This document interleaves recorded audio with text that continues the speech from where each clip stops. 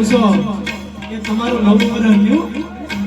એ અમને પૂછે થોડું નૂતન વારા ગયું.